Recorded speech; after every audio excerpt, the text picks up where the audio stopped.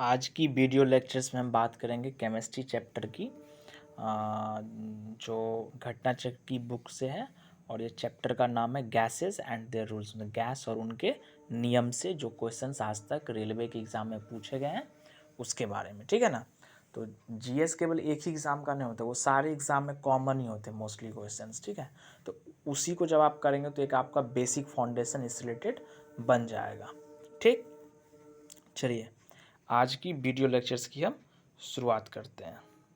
पहला क्वेश्चन है जो आपको दिया हुआ है कि गोबर गैस संयंत्र का आविष्कार किसने किया था। तो गोबर गैस संयंत्र जो होता है उसका आविष्कार किया था सीबी देसाई ने। कौन किया था? सीबी देसाई। गोबर गैस का जो होता है ना संयंत्र, उसमें मीथेन होता है सबसे ज़्यादा, ठीक है ना। तो वही उसका मुख्य जो होता है ना कंपोनेंट, अवयव, वो होता है गोबर गैस का। कौन किया था आविष्कार? सीबी देसाई ने, ठीक। चलिए आगे नेक्स्ट क्वेश्चन देखें आप। दिया हुआ है किस गैस से सड़े अंडे की गंध आती है, ठीक। क्वेश्चन अच्छा है, किस गैस से सड़े अंडे की गंध आती है। तो इसका आंसर होगा हाइड्रोजन सल्फाइड। अब एक कॉमन चीज़ है वो आप उसको जोड़ना सीखिए। अंडा में सल्फर भी होता है, प्रोटीन भी होता है, उसका जो व्हाइट पार्ट है उसी में होता है सल्फर, ठीक है ना। तो सल्फर जब कंपाउंड बनाता है तो वो सल्फाइड बन जाता है, ठीक ना। जैसे हाइड्रोजन के साथ रिएक्शन करके हाइड्रोजन सल्फाइड बनाया H2S, जो आपको दिखाई दे रहा है इस क्वेश्चन में, ठीक है ना। तो क्या है? Hydrogen sulphide. सल्फर का एक कंपाउंड और यहाँ पे SO2, बट वो गैस है, वो नहीं होगा, ठीक है ना। उसका वैसा स्मेल नहीं होता है। सड़े अंडे की गंध किसका होता है? हाइड्रोजन सल्फाइड का, H2S का, ठीक। नेक्स्ट पढ़ें, कैथोड किरणें हैं, ठीक। पूछ रहा है क्या, बस इतना ही है। ऑप्शन है इलेक्ट्रॉन की धारा धनात्मक रूप से आवेशित, वो तो होगा नहीं क्योंकि वो इलेक्ट्रॉन की बीम होती है तो वो माइनस ही चार्ज होता है। जो आपका पहला ऑप्शन है वही इसका आंसर है। अनावेशित कणों की धारा कभी नहीं होगा। विद्युत चुंबक के तरंग नहीं। कभी कभी बच्चे डी ऑप्शन और ए में क्या करेंगे, गच्चे खा जाते हैं, ठीक है ना।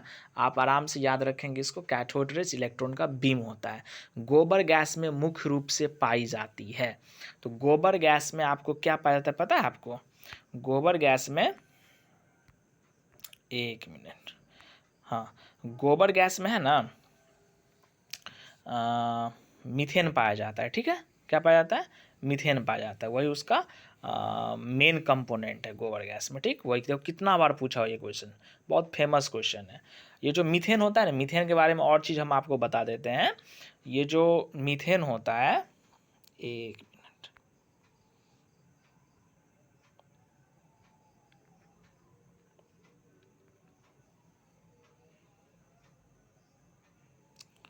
ये जो मीथेन होता है ना, इसको हम आप क्या बोलते हैं पता है?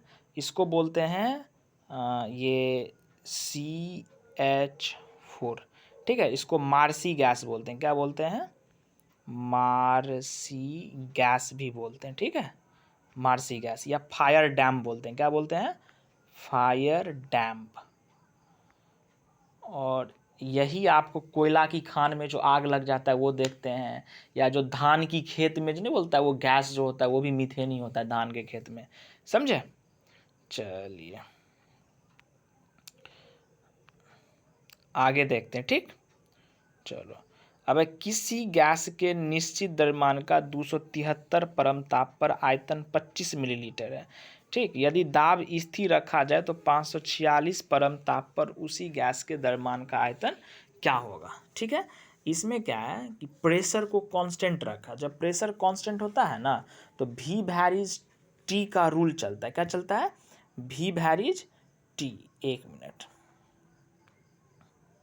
क्या होता है? V वैरीज T चलेगा, ठीक। क्या चलेगा? V वैरीज T, क्योंकि प्रेशर क्या है आपका? कांस्टेंट है। तो जब प्रेशर कांस्टेंट है तो V वैरीज T चलता है। ये एक लॉ है। क्या है? लॉ है। कौन दिया था पता है? छोड़ो कौन दिया था, अभी नहीं पढ़ना है। चार्ल्स लॉ पढ़े हो? नहीं पढ़े हो? एक बॉयल्स लॉ, एक चार्ल्स लॉ पढ़े होंगे। यही है Charles law, V varies T। तो ये इसमें क्या करो आप, क्या होगा, V1/T1 बराबर V2/T2 हो जाएगा इसका फॉर्मूला, ठीक। तो इसमें क्या है, आपको टेम्परेचर हमेशा केल्विन में मापेंगे, ठीक। इस बात को हमेशा ध्यान रखना, जो ऐसा यूनिट है, ठीक। तो V1 आपका कितना है? 25 ml। ml में ही आपका आंसर है तो ml को हमको लीटर में नहीं चेंज करना है, ठीक। ऐसा यूनिट से नहीं मतलब हमको, क्योंकि आंसर ml में भी है तो उसको उसी में छोड़ देना है। ठीक, चलिए तो देखिए इस क्वेश्चन में, तो एक मिनट, हाँ, तो V1/T1 बराबर V2/T2, तो V1 कितना है आपका 25 ml, क्या है 25, तो 25 बटा क्या होगा T1 कितना है 273, आपको V2 पूछ रहा है तो V2 यहाँ होगा, अब बट्टा क्या हो जाएगा 546, 546। ठीक, इसको काटो, 2 से कट जाएगा, ये 2 इस साइड क्या हो जाएगा 50, तो V2 बराबर क्या हो जाएगा हमारा 50 ml, क्या हो जाएगा 50 ml, आंसर बी, वही इसको सॉल्व करके बताया है। ठीक, अब चलो 6 नंबर क्वेश्चन है। 6 नंबर क्वेश्चन अब वैसे ये सब क्वेश्चन पूछता नहीं है एग्ज़ाम में, ठीक है ना, क्योंकि ये आपको देखो 2003 का सुपरवाइजर का है, तो अब ये सब क्वेश्चन का पैटर्न नहीं रहा, ठीक है ना, इतना हाई लेवल का क्वेश्चन नहीं पूछता, वैसे जब पूछा है तो हम आपको थोड़ी सी हिंट्स दे करके बता देते हैं। ठीक, दिया हुआ कि गैस वायुमंडलीय दाब पर 1 लीटर से बढ़कर 3 लीटर हो जाता है, तो गैस द्वारा किया गया कार्य, देखो इसमें क्या है कि जब प्रेशर का खेला होगा ना और गैस के द्वारा किया गया कार्य आपसे पूछे, तो उस केस में फॉर्मूला होती है W बराबर P डेल्टा V, क्या होता है पी भी बोलो या P डेल्टा V बोलो, यदि वॉल्यूम में चेंजिंग होगा तो डेल्टा V का यूज करेंगे, नहीं होगा तो P भी डायरेक्ट समझो, P से हुआ प्रेशर, V से हुआ वॉल्यूम, W से हुआ वर्क। ठीक है, यही फार्मूला आता है P डेल V। ठीक है, तो प्रेशर क्या होगा वायुमंडलीय दाब पर, वायुमंडलीय दाब कितना होता है 1 एटमॉस्फेरिक प्रेशर होता है। ठीक है ना, तो जूल में आंसर है, तो जूल में आंसर है, तो 1 एटमॉस्फेरिक प्रेशर को हम क्या करेंगे मीटर स्क्वायर में ले जाएंगे, क्योंकि जूल का जो यूनिट होता है न्यूटन मीटर में होता है, स्टैंडर्ड माना जाता है वो केजी मीटर स्क्वायर सेकेंड -2 में माना जाता है वो स्टैंडर्ड। तो इस केस में क्या है हमको मीटर में जाना पड़ेगा, तो यहाँ पे क्या करो 1 लीटर से बढ़कर 3 लीटर हो गया है, वो तो है वॉल्यूम उसका, तो एटमॉस्फेरिक प्रेशर को हम किस में लेंगे न्यूटन पर मीटर स्क्वायर में लेंगे, तो W बराबर P डेल V, तो P का वैल्यू कितना हो जाएगा 1.01 इंटू 10⁵, 10⁵ हो जाएगा, जो आपको यहाँ भी क्वेश्चन में दिया हुआ देखो है ना, question 1.01 into 10⁵ newton metre square, है ना, चलो है ना 10⁵ न्यूटन मीटर स्क्वायर, यही तो P डेल V होता है, तो इस P को V से मल्टीप्लाई करो, V कितना होगा 2 लीटर, कितना होगा देखो 1.01 इंटू 10⁵ इंटू क्या होगा 2 लीटर हो जाएगा डेल्टा V, तो 2 लीटर को हमको किस में लाना है मीटर में, तो 1 लीटर में कितना होता है पता है आपको 1 लीटर में कितना मीटर क्यूब होगा पता है, हाँ 1 मीटर क्यूब बराबर 1000 लीटर होता है, तो 1 लीटर में कितना होगा 10⁻³ होगा, कितना होगा 10⁻³ मीटर क्यूब होगा, तो 10⁻³ इंटू 2 कर दो। ठीक, तो इसको मल्टीप्लाई कर लो तो आपको निकल के आ जाएगा देखो 2 इंटू कितना है 10⁻³ कैलकुलेशन का सही है, उतना आपको निकल जाएगा। ठीक, तो W बराबर आपको आया कितना, सॉरी वो डेल्टा V का है 2.02 इंटू 10⁻² निकल जाएगा, वो जो 10⁻² निकलेगा वो क्या होगा जूल हो जाएगा आपका, क्या हो जाएगा जूल। ठीक है ना, तो यही आपको समझाया गया है ऐसे ही, तो यही होता है, इसमें केवल समझना ये कि जब वर्क जब होगा ना गैस के फॉर्म में तो P डेल्टा V होता है, तो यूनिट रखेंगे मीटर में ले जाएंगे, तो जूल में हमको आंसर दिया तो जूल में आ जाएगा, क्योंकि 1 जूल जो होता है ना 1 जूल बराबर होता है 1 न्यूटन मीटर, ये आप याद रखें, एग्जाम में पूछता है यूनिट का, मतलब एक ही चीज़ का डिफरेंट यूनिट होता है ना वो पूछता है। ठीक है ना, तो वर्क का यूनिट जूल होता है। ठीक, वर्क आपको अर्ग में भी होता है, तो 1 जूल बराबर 10⁻7 अर्ग होता है, या न्यूटन मीटर में पूछेगा तो ऐसे करके आप बता देंगे। ठीक, चलो आगे दे रहा है कि निम्नांकित में से कौन सी गैस का आवरण सूर्य से हानिकारक पराबैंगनी विकिरण को अवशोषित कर लेता है। देखो जो सन रेज होता है ना उससे आपको अल्ट्रा वायलेट रे निकलता है, तो अल्ट्रा वायलेट रे जो निकलता है उसको रोकने का काम करता है ओजोन। कौन करता है, ओजोन करता है, जो वायुमंडल के समताप मंडल में शायद होता है। ठीक है ना, वो जो ओजोन लेयर होता है उसमें जो डिप्लीशन होता है ना, मतलब उसका जो क्षय होता है, उसके लिए सबसे जिम्मेवार गैस है, सबसे जिम्मेवार सब्सटेंस कौन है, कंपाउंड CFC क्लोरोफ्लोरोकार्बन है। कौन सा है, क्लोरोफ्लोरोकार्बन कार्बन, उसी कारण उसमें क्षय होता है। ठीक, तो ओजोन क्या करता है, उसी पराबैंगनी विकिरण को सोखने का काम करता है, इसलिए उसका रहना बहुत ज़रूरी है। इसलिए ऐसे कार्य कोई नहीं करना चाहिए जिससे उसमें डिप्लीशन हो। ठीक, आगे चलो। लाफिंग गैस है, लाफिंग गैस बोलते हैं हास्य गैस को। ये नाइट्रस ऑक्साइड होती है। क्या होती है, nitrous oxide, not nitric oxide. क्या होता है, देखो, नाइट्रस, NITRUS, नाइट्रस होगा, नॉट नाइट्रिक।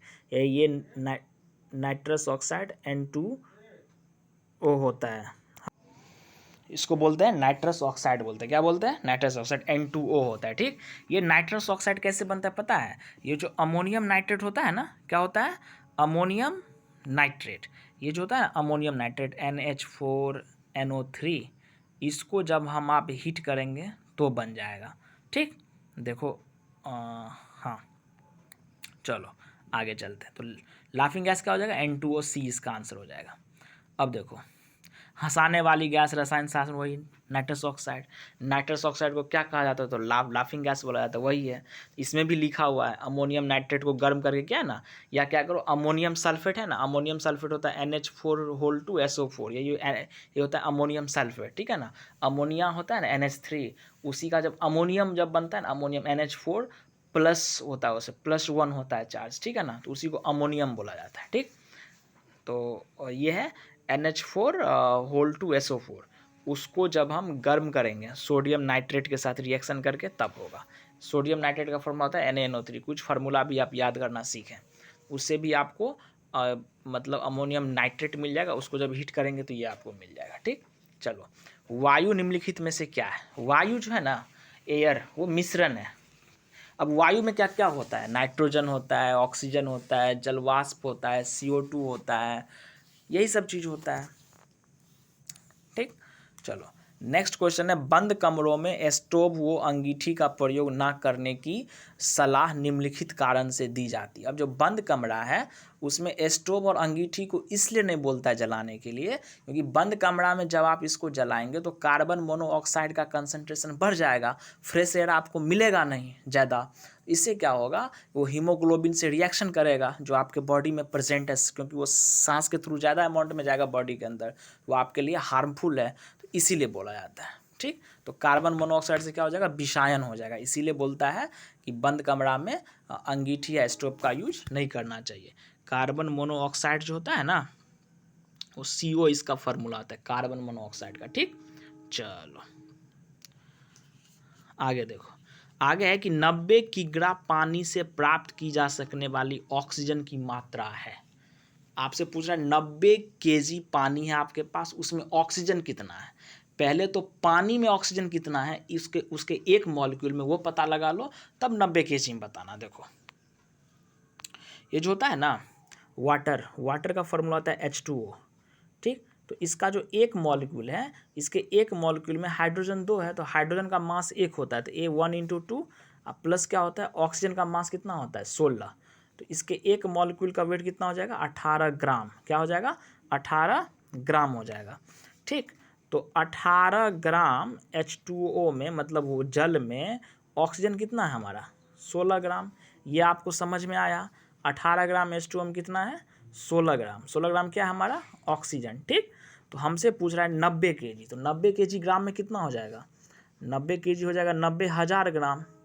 90,000 में कितना होगा पता है, 90,000 में आपको हो जाएगा, देखो 90,000 इंटू क्या होगा 16/18, बाय क्रॉस कर देंगे। ठीक, ये आप कैलकुलेशन करो, 5 16 पंचे 80, तो 80,000 होगा, तो 80,000 कितना हो जाएगा 80 kg के बराबर। क्या हो जाएगा 80 kg के बराबर। ठीक, तो हो गया आंसर डी। चलो, निम्नलिखित में से कौन सी गैस एक रेखीय अणु नहीं है। अब जो है ना, ये एक रेखीय मतलब बोलते हैं लीनियर। तो ये जो CO2 है ना, तो CO2 ही एक होता है लीनियर, उसका स्ट्रक्चर ऐसे होता है CO2 का, ये याद ही कर लो। ठीक है, SO2 थोड़ा वो बेंट होता है ज्योमेट्री उसकी, ये देखो ये ज्योमेट्रिकल से ऐसे होता है SO2, डबल बॉन्ड और 2 इलेक्ट्रॉन यहाँ रहता है। ठीक, और C2H2 होता है नहीं, ये बोलते हैं मतलब उसको बोलते हैं वो एसिटिलीन बोलते हैं, ये ऐसे CH bond, triple bond CH, ये होता है। ठीक, सॉरी, एक रेखीय अणु नहीं है वो पूछ रहा है, गलती बोला गया, ठीक है ना। तो एन वे SO2 इस क्वेश्चन का आंसर होगा, उल्टा बोला गया। मतलब C2H2 भी एक रेखीय है, CO2 भी है और N2O भी है। N2O का फॉर्मूला दे N ट्रिपल बॉन्ड N, इधर O इधर O, ठीक। चलो आगे देखो, प्राकृतिक गैस के बारे में निम्नलिखित में से कौन सा कथन असत्य है। तो जो नेचुरल गैस होता है ना, उसका मुख्य अवयव मीथेन होता है, हमेशा इस बात को याद रखिए, प्राकृतिक गैस का मुख्य अवयव मीथेन।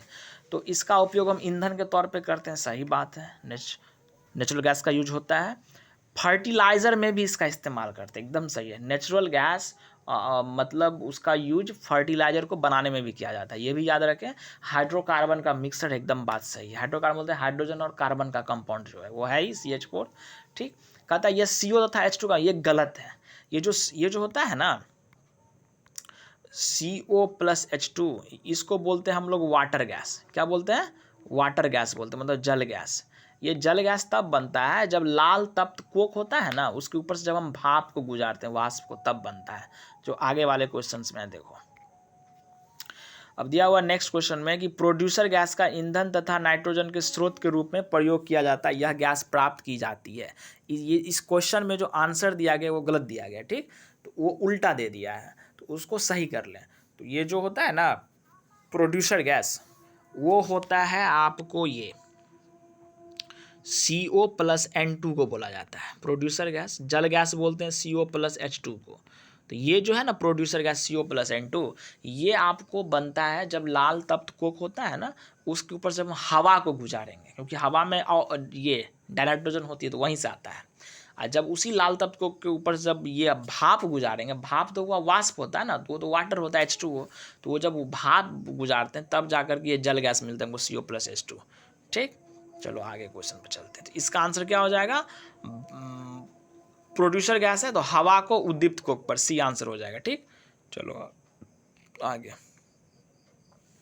अब प्रतिदीप्त प्रकाश नलिका में गैस होती है, जो प्रतिदीप्त प्रकाश नलिका होती है ना, फ्लोरेसेंट वाला जो होता है ना, वो ट्यूबलाइट सब, तो उसमें जो होता है निम्नलिखित गैस होती है। तो प्रतिदीप्त प्रकाश नलिका में जो गैस होती है वो आपको आर्गन गैस का यूज किया जाता है, याद रखें इस क्वेश्चन को। वो जो आर्गन गैस है ना, मरकरी के साथ डाला जाता है, बहुत ही कम प्रेशर पे। कभी कभी प्रेशर भी बोलता है, कम होता है, ज़्यादा होता है, अधिक होता है, तो कम होता है, ठीक है ना, कम प्रेशर पे रखा जाता है। नाइट्रोजन का नहीं, ऑक्सीजन नहीं करेंगे यूज, ठीक। इतना ही बात इसमें याद रखना है। ट्यूबलाइट में मुख्य, ट्यूबलाइट बोलो या प्रतिदीप्त प्रकाश, बात बराबर है।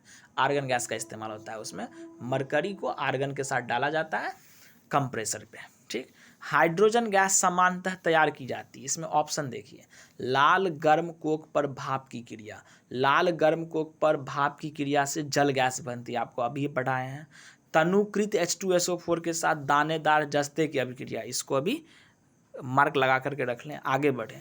सांद्रित H2SO4 के साथ जस्ट देखो, ये जो होता है ना सांद्रित, कंसनट्रेटेड, उसके साथ नहीं करता है, जब भी करेगा तो डाइल्यूट H2SO4 के साथ ही होता है, ठीक है ना। तो अब नेक्स्ट ऑप्शन देखो D, तो तनुकृत H2SO4 के साथ शुद्ध जस्ते के, अब आपको दो चीज़ है, एक शुद्ध जस्ता है, एक दानेदार जस्ता है। जब आपको प्योर जिंक की बात करें, जस्ता बोलते हैं जिंक को, किसको बोलते हैं? जिंक को, ये जिंक Zn। ये जब डाइल्यूट H2SO4 के साथ करें, डाइल्यूट H2SO4 के साथ, तभी ये बनता है कौन सा? Hydrogen gas. ZnSO4 बना लेगा प्लस H2, ठीक। ये जिंक प्योर होगा। यदि प्योर ऑप्शन में ना रहे तब आप दानेदार मारेंगे तो चलेगा, ठीक। अब द्रवित पेट्रोलियम गैस का मुख्य संगठक कौन है? जो लिक्विड पेट्रोलियम गैस है, ये ब्यूटेन और आइसोब्यूटेन का मिक्सर है। कहीं कहीं पे ब्यूटेन प्रोपेन रहता है, तो आइसोब्यूटेन आपको ऑप्शन में नहीं देता है, तो ये भी है, तीनों है तो तीनों मारिए, प्रोपेन, ब्यूटेन, आइसोब्यूटेन, प्रोपेन, चलेगा, ठीक। यही है, आगे चलो।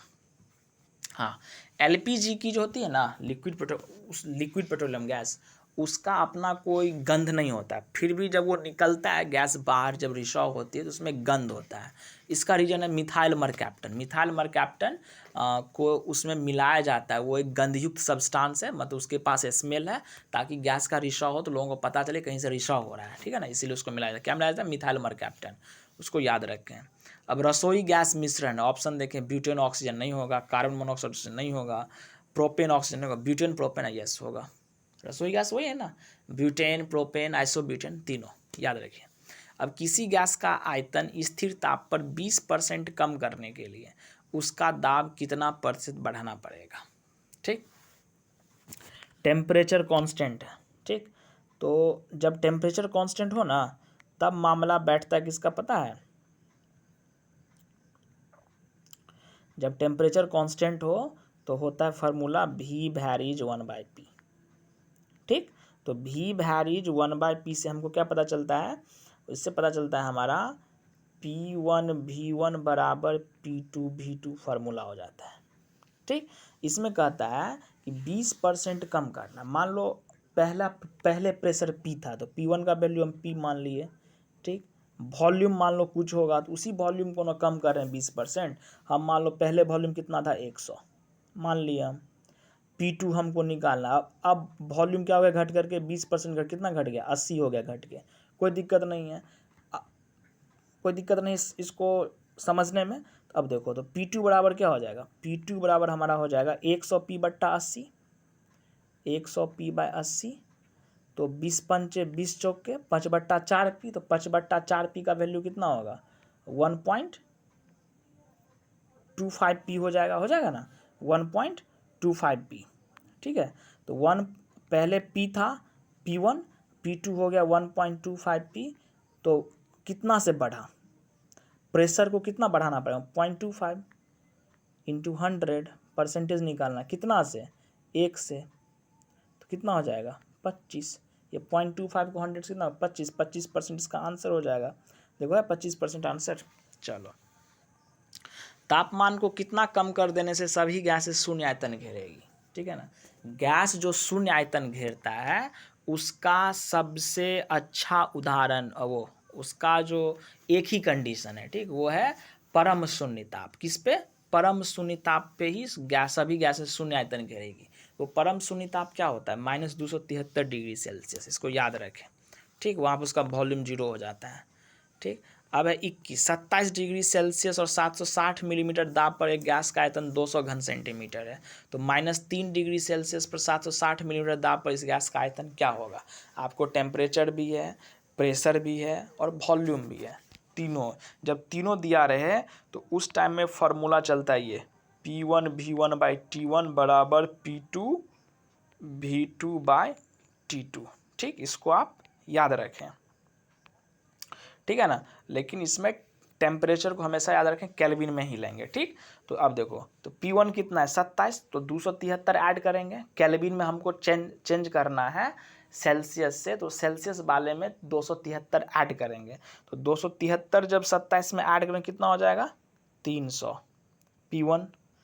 अब है V1 कितना है? 760, क्योंकि मिलीमीटर में आंसर है। ठीक ना, वो सॉरी घन सेंटीमीटर में आंसर उतना ही रखो। अब मिलीमीटर दोनों में दिया हुआ है ना, पहला कंडीशन दूसरा कंडीशन 760 है रखो, कोई दिक्कत नहीं। P1 V1/T1 कितना होगा? ओह सॉरी, उल्टा बोला गया। ठीक है ना, देखो P1 कितना है? 760 है। कितना है? 760 है P1। V1 कितना है? 200। T1 कितना है? 300। 27 में क्या 273 ऐड करेंगे? P1 V1/T1 बराबर ये किसका हो जाएगा? P2 V2/T2। P2 कितना है? 760।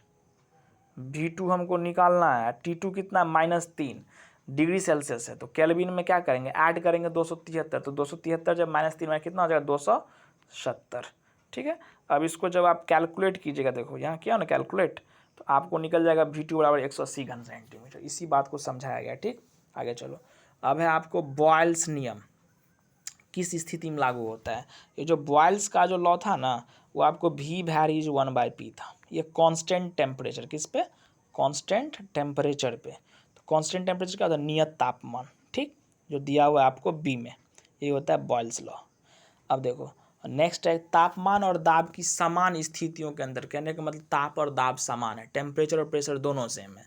इसके अंतर्गत सभी गैसों के समान आयतन में अणुओं की संख्या समान रहती है। ठीक है, कहने का मतलब है समान आयतन में अणुओं की संख्या समान, कहने का मतलब V वैरीज N।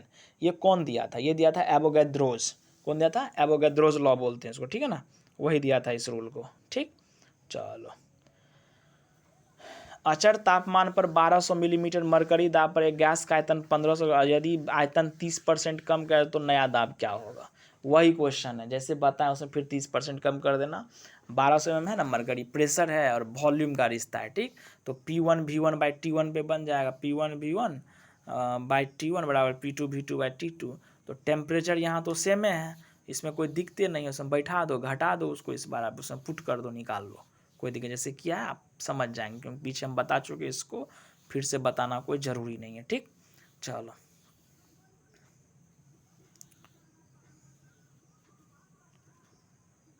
हाँ आगे बढ़ो। ऑक्सी एसिटिलीन फ्लेम कटिंग के दौरान धातु कट जाती है। ये जब वेल्डिंग वेल्डिंग होता है ना, उसी में ये एसिटिलीन का यूज किया जाता है। एसिटिलीन का फॉर्मूला क्या होता है, ये CH∼BC एसिटिलीन यही होता है ना। तो इसका यूज किया जाता है वेल्डन में। ऑक्सीजन के साथ जब करता है ना, तो वो क्या होता है, उसमें गहन ऑक्सीकरण होता है। क्या होता है, गहन ऑक्सीकरण के कारण क्या होता है, धातु कट जाता है, ठीक। यही आपका आंसर हो जाएगा। धातु का वाष्पन नहीं होगा, धातु के जलने के कारण नहीं होगा, सामान्यन प्रक्रम, ये सब चीज़ नहीं होगा, गहन ऑक्सीकरण होगा, ठीक। निम्नलिखित में से कौन बड़े शहरों की, वो देखो, जब बड़ा शहर का जो वायु को जो पॉल्यूट कर रहा है, उसके सबसे बड़ा रीजन है आपको क्या, शीशा। क्या रीजन है, लेड। लेड को ही हम आप क्या बोलते हैं, शीशा। इसका फार्मूला होता है PB नॉट PD। ये नहीं समझिए, इसको बोलते हैं पैलाडियम, वो अलग चीज़ होता है, ठीक। तो ये क्यों होता है, क्योंकि जो पेट्रोल होता है ना, उसी में ये मिला रहता है, ठीक। चलो आगे। अब सर्विस स्टेशनों पर मोटर कारों की जाने वाली प्रदूषण जांच द्वारा निम्नलिखित में से किसकी जांच व अनुमान किया जाता है। किसका करेगा, देखो ऑप्शन में क्या क्या है, सीसा और कार्बन कण है, नाइट्रोजन सल्फर का ऑक्साइड है, carbon monoxide, carbon dioxide. Carbon dioxide से कोई मतलब नहीं है, कार्बन मोनोऑक्साइड से भी कोई मतलब, नाइट्रोजन और सल्फर के ऑक्साइड वो आपको वातावरण में बन जाता है, उससे भी कोई मतलब नहीं, क्योंकि सर्विस स्टेशन पर मोटर कार की प्रदूषण जांच कर रहे हैं ना हम, उसमें हमको सीसा और कार्बन कण से मतलब है, क्योंकि सीसा तो पेट्रोल में ही रहता है ना, पेट्रोल वाले सब्सटेंस में रहता है, कार्बन कण, वही आपका आंसर हो जाएगा ए। निम्नलिखित में से कौन प्रदूषण ट्रैफिक कांस्टेबल संभवतः सांस है। जो ट्रैफिक कांस्टेबल है, वो जो सांस लेता है ना, तो हवा हवा ही नहीं लेता है अंदर, तो उसके थ्रू उसको कौन कौन सा चीज़ उसके बॉडी के भीतर जा रहा है जो उसके लिए हार्मफुल है, ये क्वेश्चन पूछने का मतलब है। तो इसमें आपको शीशा हो जाएगा, सही है। नाइट्रोजन कार्बन डाइऑक्साइड नहीं होगा, 4 नहीं होगा, शीशा होगा, SO2 भी जाता है और कार्बन मोनोऑक्साइड भी जाता है। तो 1 2 3 जिसमें होगा वो मोर अप्रोप्रिएट आंसर होगा ए, ठीक है। चलो, आदर्श गैस के नियम के अनुसार गैस का ग्राम अणुक आयतन, ये जो गैस का जो ग्राम अणुक आयतन होता है ना, कहने का मतलब है कि उसका 1 मोल होता है। क्या होता है, 1 मोल में कितना होता है, ग्राम अणुक आयतन, वॉल्यूम पूछ रहा है, तो वो होता है आपको 22.4 लीटर। ये डायरेक्ट वैल्यू आप याद रखें, ठीक। चलो, आदर्श गैस की ऊर्जा, जो कोई भी आदर्श गैस होता है ना, आदर्श गैस आपको जितना नोबुल गैस है ना, नोबुल गैस कहने का मतलब है जो इनर्ट गैस है, इनर्ट मतलब निष्क्रिय, ठीक है ना, वो आपको जीरो ग्रुप का एलिमेंट होता है। जीरो ग्रुप किसको बोलते हैं, ग्रुप 18 एलिमेंट जो पीरियोडिक टेबल में है, ठीक है ना। कहने का मतलब कि जो भी अक्रिय गैस है, निष्क्रिय गैस है, नोबुल गैस है, सारा का सारा आदर्श गैस उसको माना जाता है। वो होता है आपको हीलियम, नियन, आर्गन, क्रिप्टन और जेनन होता है, ठीक। तो इस गैस की ऊर्जा किस पे आधारित होती है, तो टेम्परेचर पे होती है, इस बात को याद रखेंगे। दाब नहीं होगा, आयतन नहीं होगा, मोल की संख्या नहीं होगा, temperature is the right answer, ठीक, क्योंकि energy directly proportional to temperature होता है, ठीक है ना। कौन सी आदर्श गैस नहीं, अभी आपको जस्ट बताएं आदर्श गैस कौन सा है, तो आप उसी से इसको छांट लें। हाँ, रेडॉन भी होता है। क्या होता है रेडॉन, पता है, रेडॉन भी आपको इनर्ट गैस, ये बताना आपको भूल गए, रेडॉन भी होता है, तो रेडॉन नहीं होगा, रेडॉन आर्गन नियन नहीं होगा, आदर्श गैस नहीं है तो सिलिकॉन हो जाएगा इसका आंसर, ठीक। चलो, एक एवोगैड्रो संख्या का मान क्या होता है, 6.022 इंटू 10⁻23 होता है, ठीक। जो कार्बन 12 के परमाणु में जितना एटम होता है ना, उसी से इसको लिया गया है। जब आपको रेफरेंस पूछे तो कार्बन 12 एटम यहाँ मारिएगा, ये याद रखिएगा, ठीक। वही चीज़ है, ये 33 में भी वही सेम चीज़ दिया गया है, ठीक। चलो, 34, ये 34 नंबर आप जो है ना, ये RMS SPW ये सब चीज़ नहीं पूछता है, हो सकता है उस टाइम सिलेबस में ये सब 11 12 का चीज़ है, ना पढ़े वही बेहतर है, ठीक। अब है ये बॉयल्स लॉ का ये पूछ रहा है ग्राफ, देखो इसमें एक इंटरेस्टिंग चीज़ क्या है, बॉयल्स लॉ है ना, V वैरीज 1/B, कहने का मतलब है कि ये कब बढ़ेगा, जब ये घटेगा तब, ठीक। ये कब घटेगा, जब ये बढ़ेगा तब, मतलब इन्वर्सली है। तो इन्वर्स का ग्राफ होता है ना, ऐसे होता है। यदि इसको हम वॉल्यूम माने, इसको प्रेशर माने, इसको हम बढ़ा रहे हैं ना, बढ़ा रहे हैं, देखो ये घट रहा है, नहीं घट रहा है वॉल्यूम, यहाँ पे है प्रेशर, एक प्रेशर यहाँ पे, तो प्रेशर बढ़ गया ना, यहाँ का वैल्यू बढ़ जाएगा ना। जीरो से स्टार्ट करते हैं और जहाँ तक जाना है जाओ अपना, ये बढ़ गया, तो यहाँ पे क्या वॉल्यूम इतना, यहाँ पे देखो वॉल्यूम इतना आ जाता है। समझ गए? चलो, मार्स गैस, अभी जस्ट बताया था आपको, मार्स गैस हम बोलते हैं मीथेन को, मार्सी लैंड में पाया जाता है। मीथेन किससे बनता है, जो कार्बनिक पदार्थ होता है ना उसके सड़ने गलने से बनता है। ठीक, कोयला की खान में भी पाया जाता है, फायर डैम्प उसी के चलते उसमें आग भी लगता है, धान के खेत में भी पाया जाता है। सब याद रखें। कौन सा अवयव जलने में सहायता ऑक्सीजन करता है, नॉर्मल सा ये क्वेश्चन है। ठीक, आगे पढ़ो। एल्कोहल में क्या होता है, देखो एल्कोहल जो होता है ना, क्या होता है एल्कोहल, एल्कोहल क्या होता है, OH ग्रुप होता है। क्या होता है, OH ग्रुप। तो O से क्या होगा ऑक्सीजन, S से होगा हाइड्रोजन, ये दोनों तो होगा ही। अब प्लस ये किस में आकर के लगता है, एक कार्बन के कंपाउंड में आके लग जाता है। ठीक है ना, तो कार्बन, हाइड्रोजन और ऑक्सीजन, ये तीनों जिसमें होगा वही होगा आंसर। तो बी में है। चलो, NTP होता है, NTP होता है ना, उस पर बोलता है 44.8 लीटर CO2 में मोल की संख्या कितनी। देखो कोई भी गैस होता है ना, उसके NTP पर एक मोल में, NTP पर क्या होता है, एक मोल में 22.4 लीटर होता ही है। तो आपसे पूछ रहा है कि 44.8 लीटर में कितना मोल होगा। हमको पता है कि 22.4 लीटर में एक मोल होता है, एक मोल होता है, तो 44.8 में कितना होगा। देखो 22 का ये कितना है, ट्वाइस है, तो ये भी ट्वाइस नहीं हो जाएगा। ठीक, 2 मोल हो जाएगा। NTP पर किसी गैस के एक मोल का आयतन कितना होता है, 22.4 लीटर। एक गैस का रुद्धोष्म दबाव के दौरान उसका तापक्रम क्या होगा। बहुत अच्छा क्वेश्चन। देखो रुद्धोष्म समझो, एडियाबेटिक होता है। तो एडियाबेटिक जो प्रोसेस होता है ना, उसमें क्या होता है कि मतलब कोई जो कंटेनर है ना, जो कुछ भी है उसमें आपको हीट का है ना ट्रांसफ़र, ना बाहर से अंदर होगा ना ही अंदर से बाहर जाएगा। मतलब जो आपके पास कंटेनर है उससे बाहर नहीं जाना चाहिए, और उस कंटेनर में इन्वायरमेंट का जो है ना उसके थ्रू नहीं आना चाहिए, ये पूरा बंद हो जाता है। ठीक, तो ऐसा सिचुएशन है आपके पास, तो उसमें बोलता है हम प्रेशर डाल रहे हैं, ऐसा कंडीशन है, हीट का ट्रांसफर नहीं दोनों साइड से, फिर भी हम क्या कर रहे हैं, उसमें प्रेशर बढ़ा रहे हैं। तो बोल रहा है कि उसका तापक्रम क्या होगा। तो जब भी आप किसी चीज़ को ज़्यादा आप उसका मतलब लिमिट से ज़्यादा उसको प्रेस कीजिएगा तो क्या होगा, उसके मॉलिक्यूल्स क्या होंगे, टकराएंगे ना आपस में, उसके अंदर में जो गैस है, तो वो जितना टकराहट ज़्यादा होगी उतना क्या होगा, उसमें हीट उत्पन्न होगा। अब ठीक है ना, उससे क्या होगा, उसका टेम्परेचर बढ़ेगा, तो तापक्रम क्या होगा, बढ़ेगा उसका, डी। चलो, अब है कार्बन मोनोऑक्साइड की अभिक्रिया 300 डिग्री सेल्सियस पर H2 से कराने पर क्या होगा। ये क्वेश्चन है आपके पास। हम आप अभी पढ़े थे कार्बन मोनोऑक्साइड प्लस H2 को हम आप जल गैस बोलते हैं। ये नॉर्मल सिचुएशन में यही होता है, लेकिन अंडर सम जो होता है ना, वो क्या बोलते हैं, क्रिटिकल जो कंडीशन होता है ना, या बोलते हैं मतलब सरकमस्टांसेस कुछ ऐसा बन जाए, तो वो सरकमस्टांसेस क्या है, वो है आपको जब इस दोनों को 300 डिग्री सेल्सियस पर जब आप हीट कराइएगा तो ये मीथेन बन जाता है। ठीक, यदि इसको 300 डिग्री सेल्सियस नहीं मिलेगा तो ये मीथेन नहीं बनेगा, ये जल गैस का जल गैस ही रह जाएगा। यही कॉन्सेप्ट है इसमें। तो 300 डिग्री सेल्सियस पर H2 से कराने पर बनती क्या बनती है, मीथेन बनती है। ठीक, विद्युत बल्ब में कौन सी गैस प्रयुक्त होती है, बहुत अच्छा क्वेश्चन है। ये जो इलेक्ट्रिक बल्ब होते हैं ना, तो इलेक्ट्रिक बल्ब में आपको आर्गन ही भरा जाता है।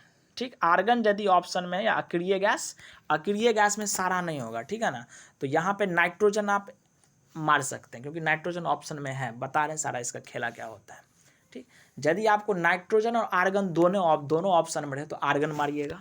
क्या मारिएगा, आर्गन मारिएगा। आर्गन का फॉर्मूला होता है AR। ठीक है ना, आर्गन मारिएगा जब नाइट्रोजन और आर्गन दोनों, यही होता है नाइट्रोजन आर्गन दोनों, तो आर्गन मारेंगे। ठीक, यदि आर्गन ना रहे ऑप्शन में तो नाइट्रोजन मारेंगे।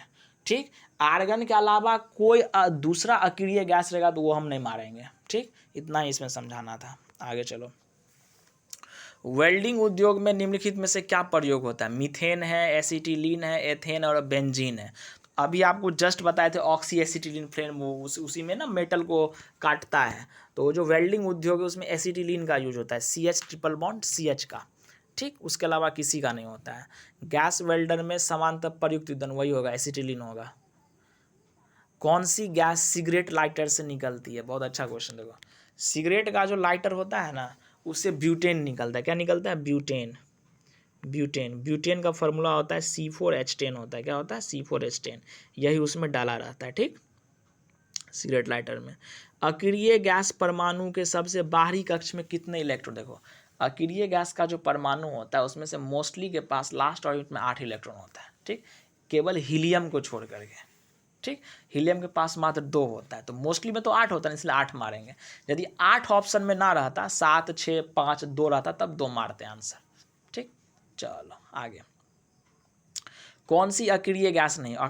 अक्रिय गैस जो से वो हम आपको अभी जस्ट बता चुके हैं, उसके अलावा कोई अक्रिय गैस में नहीं आता है, ठीक। तो इसमें अक्रिय गैस नहीं है, तो ब्रोमीन नहीं है। ये जो ब्रोमीन है ना, ये फ्लोरीन, क्लोरीन, ब्रोमीन, आयोडीन, इस ग्रुप को बोलते हैं ग्रुप 17 एलिमेंट। वो भी याद रखें। इसको एक टर्म है हैलोजन बोलते हैं इसको, तो हैलोजन के अंतर्गत इसको रखा जाता है, ठीक है ना। ये दोनों याद रखेंगे। कौन सी आदर्श गैस नहीं है? नहीं है तो कौन नहीं होगा? सिलिकॉन नहीं होगा, कि रेडॉन, आर्गन, नियन क्या है? इनर्ट गैस है। All inert gases are ideal.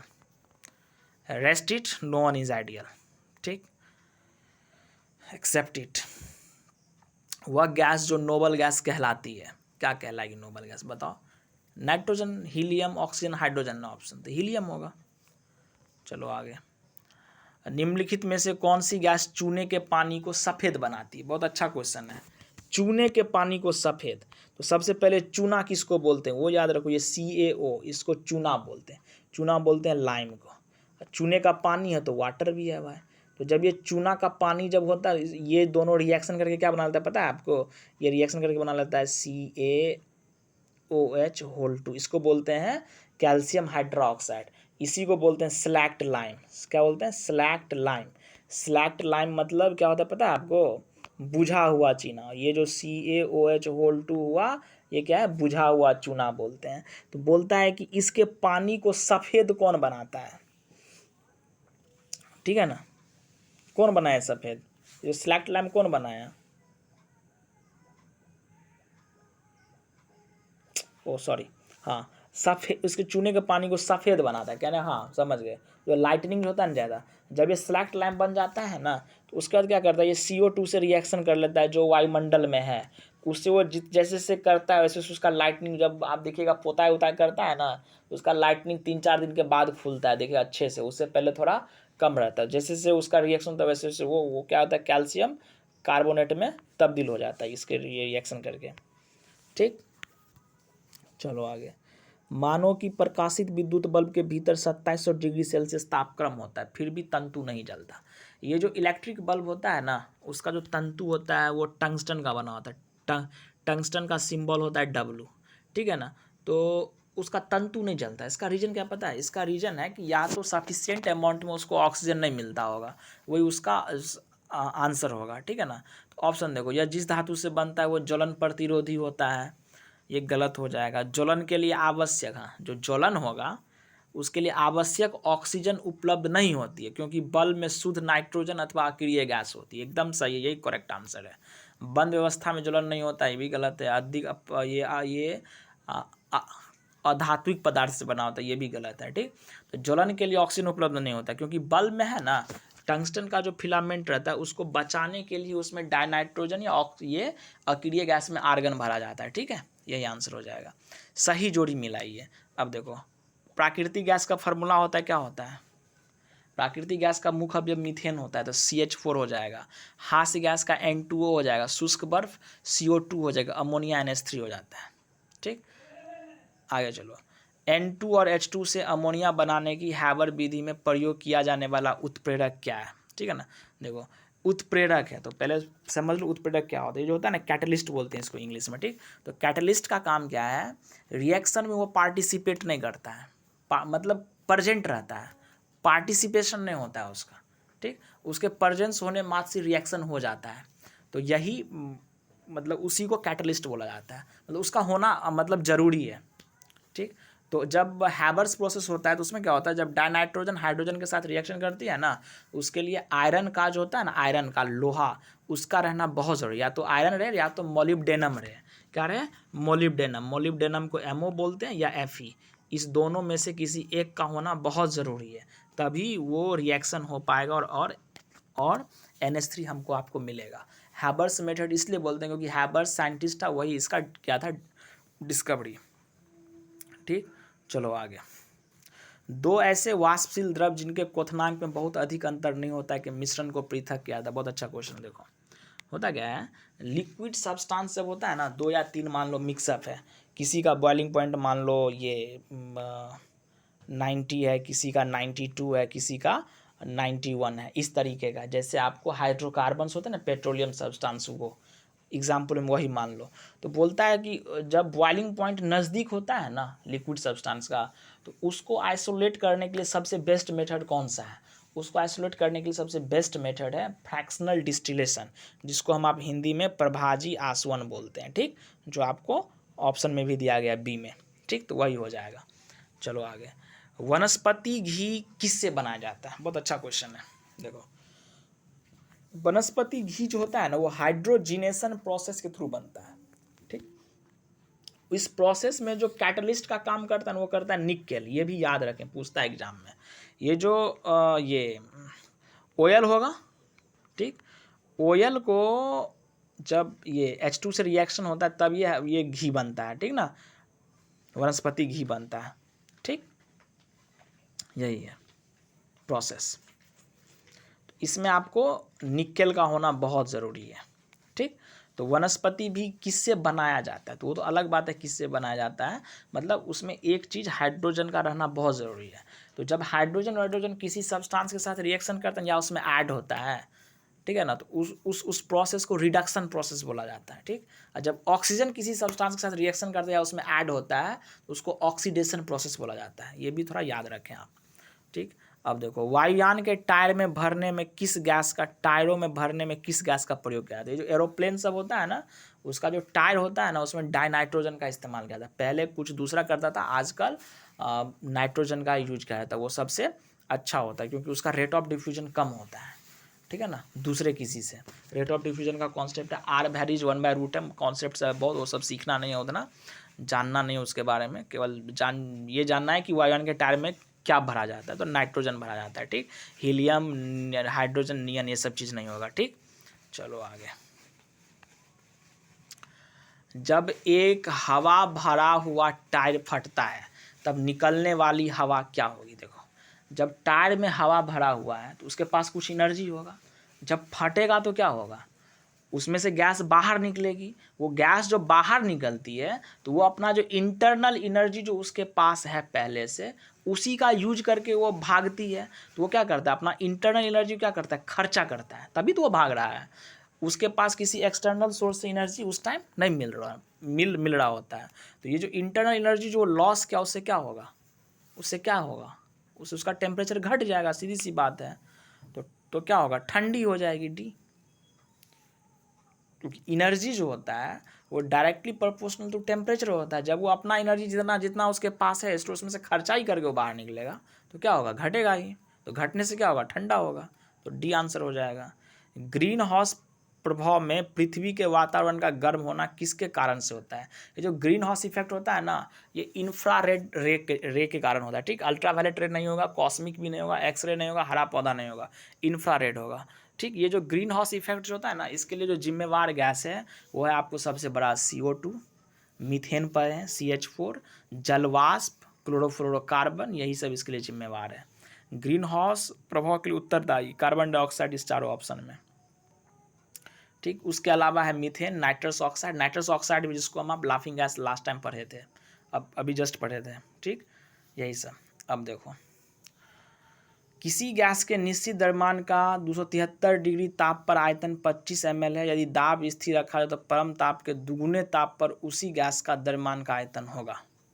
Simple question है। ठीक है ना, दाब स्थिर है तो परम ताप के दुगुना, परम ताप 273, उसका दुगुना क्या हो जाएगा T2 546। वॉल्यूम एक दिया हुआ है V1, V2 निकालना है तो V1/T1 बराबर V2/T2 दिया, फॉर्मूला V वैरीज T हो जाएगा। लास्ट टाइम पीछे ही पढ़ाएंगे, उसी बैठा तो निकाल लो। अब गैस के विसरण की दर क्या होता है? देखो ये जो गैस की विसरण जो होता है ना, रेट ऑफ डिफ्यूजन R जो होता है ना, ये वैरीज करता है 1/√m। ये जो m है ना, ये मोलर मास है। कहने का मतलब है जो कोई भी सब्सटेंस है उसके मोलर मास के जो स्क्वायर रूट है उसका व्यत्रुक्रमानुपाती होता है, ठीक है ना, इन्वर्स होता है, इंग्लिश में इन्वर्स बोलते हैं, ठीक, वो होता है। तो गैस की विसरण की दर क्या होती है, डी आंसर हो जाएगा, अनुभार के वर्गमूल के व्यत्रुक्रमानुपाती होती है, ठीक, आर वैल्यूज 1/√m। कहने का मतलब है जिसका मास ज़्यादा होगा उसका रेट ऑफ डिफ्यूजन कम होगा, और जिसका मास कम होगा उसका रेट ऑफ डिफ्यूजन ज़्यादा होगा। इसीलिए गुब्बारा में हाइड्रोजन का इस्तेमाल नहीं करते हैं, हीलियम का करते हैं, क्योंकि हाइड्रोजन का मास हीलियम से कम होता है, कम होने के कारण उसका रेट ऑफ डिफ्यूजन ज़्यादा होगा, तो गुब्बारे का फटने का चांसेस, मतलब ब्लास्ट करने का चांस उतना ही ज़्यादा रहता है। यही कॉन्सेप्ट है। चलो आगे।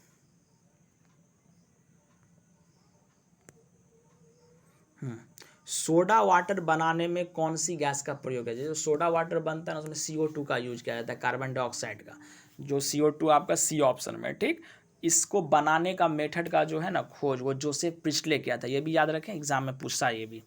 अश्रु गैस का रसायन, ये जो अश्रु गैस होती है ना, ये जो आंसू जो निकलता है, जिस गैस का इस्तेमाल करने में जो पुलिस सब करती है जब ज़्यादा कुछ इधर उधर होता है तो वो होता है आपको क्लोरोएसिटोफिनोन बोलते हैं। तो क्या बोलते हैं? क्लोरोएसिटोफिनोन। ये तीन जो ऑप्शन है ACD, ये नहीं होगा, क्लोरोएसिटोफिनोन बोलते हैं उसको। लैक्रिमल ग्लैंड होती है आँख में, वहीं से निकलता है, ठीक। आगे चलो। निम्न में से एक परमाणविक गैस, देखो ये जो एक परमाणविक गैस होता है ना उसको बोलते हैं मोनो एटॉमिक। क्या बोलते हैं? Mono atomic. ये मोनो एटॉमिक कौन कौन होता है पता है आपको? जितना ये है ना अक्रिय गैस, इनर्ट गैस, ये हीलियम, नियन, आर्गन, क्रिप्टन, रेडॉन, ये सब मोनो एटॉमिक है, ठीक, मोनो एटॉमिक है सब। तो एक परमाणविक गैस है हाइड्रोजन, क्लोरीन, हीलियम, नाइट्रोजन। तो हीलियम मिल गया आपको इनर्ट गैस में, तो यही हो जाएगा, ठीक। जहाँ तक बात है हाइड्रोजन की, तो हाइड्रोजन मोनोएटॉमिक नहीं, ये डायटोमिक, ये हमेशा H2 के फॉर्म में मिलेगा आपको। क्लोरीन भी नहीं मिलता, ये Cl2 हो जाता है, ठीक। नाइट्रोजन हमेशा N2 के फॉर्म में मिलता है, ये भी डायटोमिक है, ठीक। तो हीलियम आंसर हो जाएगा।